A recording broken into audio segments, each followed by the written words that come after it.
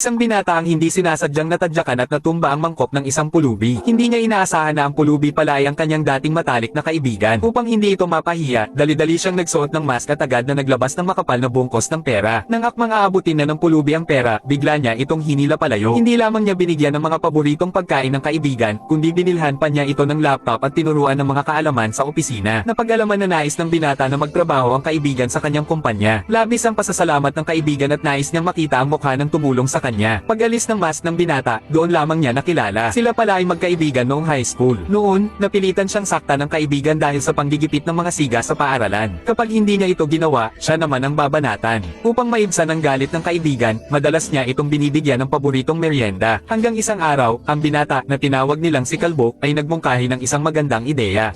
Magsanay silang magboxing.